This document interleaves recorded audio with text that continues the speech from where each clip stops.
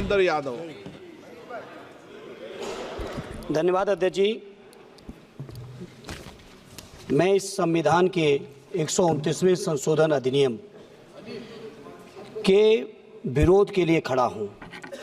अध्यक्ष जी, मैं समझ नहीं पा रहा हूं, अभी 2 दिन पहले संविधान को बचाने की, संविधान की गौरवशाली परंपराएं की कस्में खाने में कोई कमी नहीं रखी।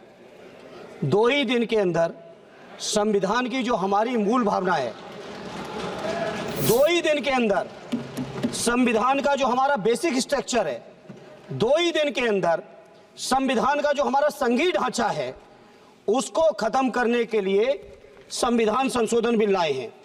मैं मनीष तिवारी जी से सहमत हूं और अपनी पार्टी और अपने नेता आदरणीय अखिलेश यादव जी की ओर से कहना चाहता हूं, ये बिल पूरे देश के जो अलग अलग भेष भाषाएं, संस्कृति, क्षेत्र की जो मान्यताएं हैं, जो हमारे संविधान निर्माताओं ने बहुत सोच विचार के मंथन अध्ययन करके ये संघीय ढांचा तैयार किया था, राज्यों का गठन भी किया था, संस्कृति के हिसाब से, क्षेत्र के हिसाब से, भाषा के हिसाब से, परिस्थितियों और समय के हिसाब से।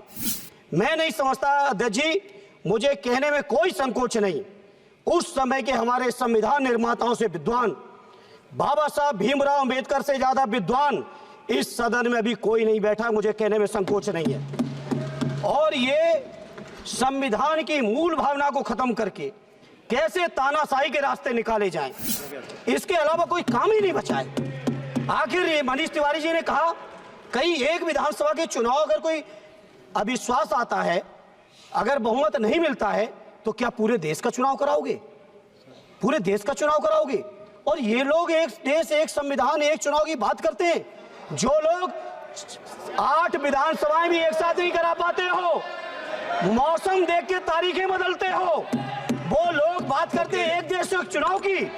इसलिए अध्यक्ष जी, मैं अपनी पार्टी की ओर से, अपने नेता आदरणीय अखिलेश यादव जी की ओर से इस बिल का पुरजोर विरोध करता हूं और आपके माध्यम से देश के जनमानस से कहना चाहता हूं, ये भारतीय जनता पार्टी के लोग तानाशाही लाने के नित नए रास्ते लाते हैं। जो 8 विधानसभाओं का चुनाव एक साथ नहीं करा पाए, 4 राज्यों के चुनाव एक साथ नहीं करा पाए, वो पूरे देश की लोकसभा और सारे प्रांतों की विधानसभाएं एक साथ कराने की बात करते हैं।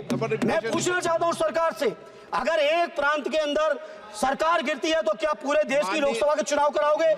क्या अगर लोकसभा के चुनाव के चक्कर में उस प्रांत के लोग क्यों सफर करेंगे? अरे चर्चा कर लेना।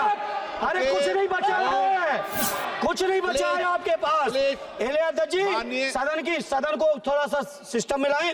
अध्यक्ष जी, आपसे अनुरोध है, आपके माध्यम से सरकार से अनुरोध है, जनता ने बड़ी उम्मीदों के साथ हम सबको भेजा है और हम सब लोगों की जिम्मेदारी है, ये संविधान विरोधी, संघीय ढांचे विरोधी, बेसिक स्ट्रक्चर विरोधी कई केसों की चर्चा की मनीष तिवारी जी ने, मैं उनके साथ जोड़ते हुए माननीय सर्वोच्च न्यायालय की भावनाओं के विरोधी, गरीब विरोधी, दलित विरोधी, पिछड़ा विरोधी, मुसलमान विरोधी, इस नीयत को वापस लो। ये अध्यक्ष जी, आपके माध्यम से मेरी आपसे प्रार्थना है। बहुत बहुत धन्यवाद।